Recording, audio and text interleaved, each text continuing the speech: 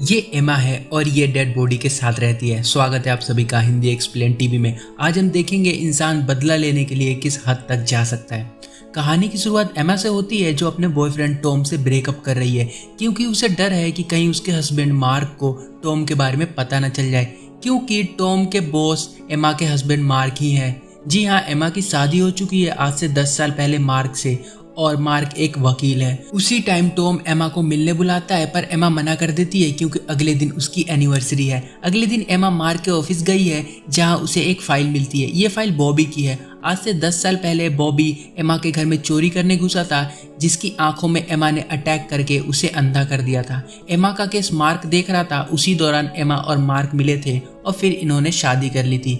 एमा सोचती है कि 10 साल पुरानी बॉबी की फाइल यहाँ पर क्या कर रही है, क्योंकि बॉबी पिछले 10 सालों से जेल में है।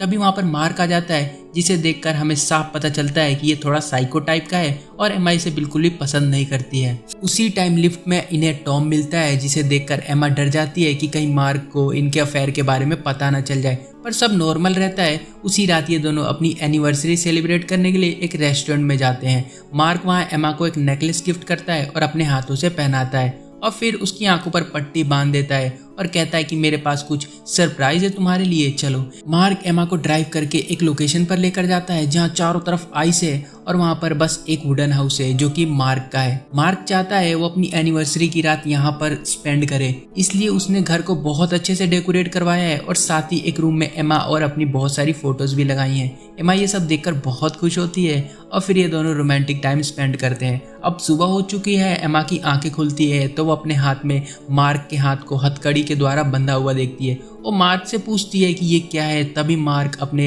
हेड में शूट कर लेता है और एमा को कुछ भी समझ नहीं आया कि अभी अभी क्या हुआ है। एमा के होश उड़े हुए हैं, पूरे रूम में ब्लड फैल रहा है। एमा पुलिस को फोन करने की कोशिश करती है पर फोन वर्किंग नहीं है। एमा उस गन से हथकड़ी को तोड़ने की भी कोशिश कर रही है पर अब उस गन में एक भी गोली नहीं है। एमा गन को वहीं फेंक कर मार्क की बॉडी को खींच कर एक रूम में जाती है जहां उसे एक ड्रेस मिलती है और साथ ही एक लॉकर भी। एमा अब मार्क की बॉडी के साथ अपने पूरे घर में घूम रही है।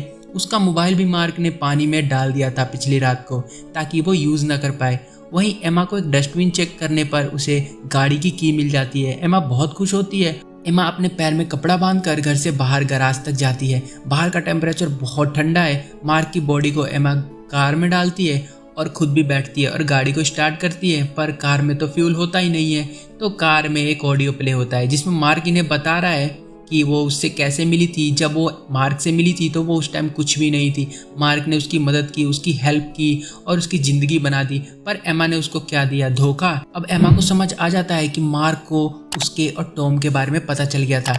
एमा वापस घर में आ जाती है, अपने फेस से ब्लड साफ करती है और अपने गले का नेकलेस उतारने की कोशिश करती है, पर वो नेकलेस नहीं उतरता।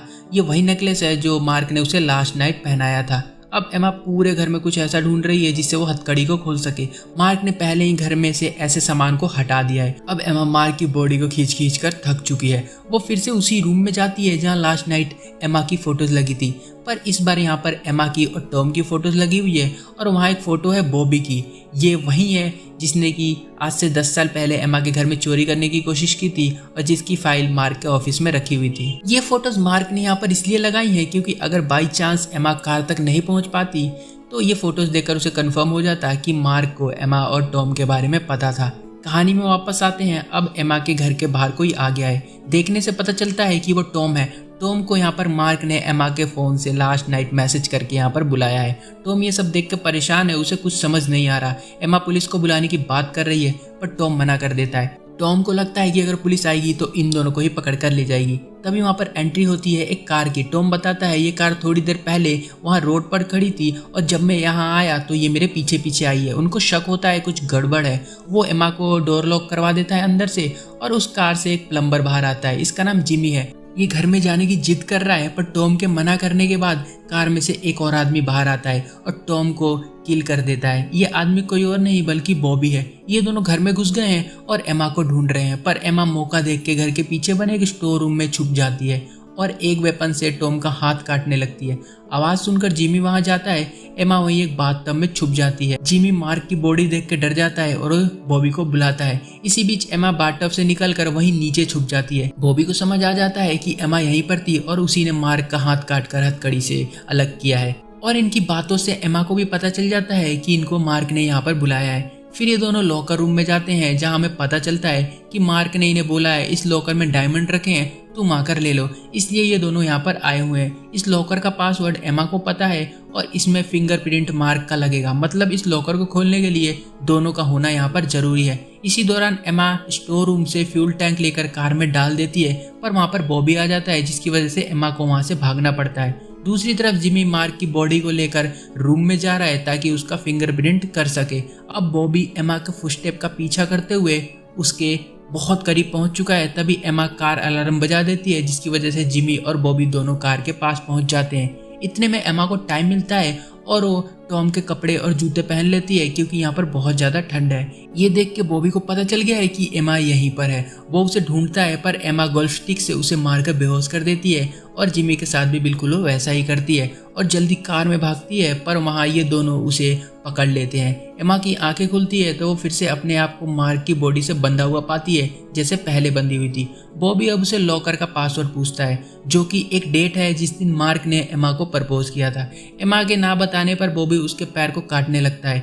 जिमी बॉबी को ये करने से मना करता है, पर बॉबी जिमी को भी मारता है। तभी जिमी को वही गन मिल जाती है जिससे मार्क ने खुद को शूट किया था। वो बॉबी पर गन को पॉइंट करके उसे पीछे हटा देता है। एमा से पासवर्ड पूछता है। एमा कहती है हाथ खोलोगे तो बताऊंगी। एमा को ये भी पता है कि गन में एक भी गोली नहीं है। जिमी हाथ खोलता है। एमा पासवर्ड बताती है, पर लॉकर में हीरे नहीं बल्कि एक शार्प नाइफ निकलती है, जिसपे लिखा हुआ है हीरे एमा के दिल के बहुत करीब है, यानी कि एमा के नेकलेस में हीरे हैं और ये वही नेकलेस है जिसे कोई खोल नहीं सकता। इसका मतलब ये है कि इस नाइफ से एमा का गला काटना होगा। मार्क पूरी प्लानिंग करके मरा है। जिमी बॉबी को ऐसा करने से मना करता है। इसी दौरान जिमी को चोट लग जाती है, जिसकी वजह से उसकी डेथ हो जाती है। अब बॉबी बहुत गुस्से में है, वो एमा को मारने जाता है, पर एमा उसको मार के बेहोश कर देती है और उसके हाथ को भी बिल्कुल वैसे ही मार्क की बॉडी से बांध देती है। एमा के पैर घायल है, वो भागने लग जाती है। बॉबी वहीं उसके पीछे पड़ा हुआ है। एमा जाकर कार में बैठती है, तभी वहाँ बॉबी आ जाता है। वो कार से बॉबी को उड़ा देती है और तभी वहाँ कार उनकी अटक जाती है। एमा वहीं पर रेंग कर भागने की कोशिश कर रही है, तभी बॉबी उसको पकड़ लेता है, पर एमा उससे चाकू छीनकर बॉबी के सीने में मार देती है, जिसकी वजह से वहाँ पर बर्फ टूट जाती है और ये तीनों नीचे पानी में गिरने लग जाते हैं। मार्क की बॉडी पानी में नीचे खिंचती हुई जा रही है। बॉबी भी उसके साथ जा रहा है। वो अपने साथ एमा को भी लेकर जाना चाहता है, पर एमा उसका चाकू निकालती है सीने में से और उसकी आंख में एक बार फिर से मार देती है, जिसकी वजह से वो नीचे गिर जाता है और एमा वापस बाहर आ जाती है और मूवी यहीं पर खत्म हो जाती है। स्टोरी कैसी लगी प्लीज मुझे कमेंट करके बताना, और यार चैनल को प्लीज सब्सक्राइब कर दो अगर आप लोग यहाँ पे न्यू हो तो, ऐसी अच्छी अच्छी मूवीज के लिए, और वीडियो को जरूर लाइक कर दो। मिलता हूँ एक और ऐसी वीडियो में, तब तक के लिए बाय।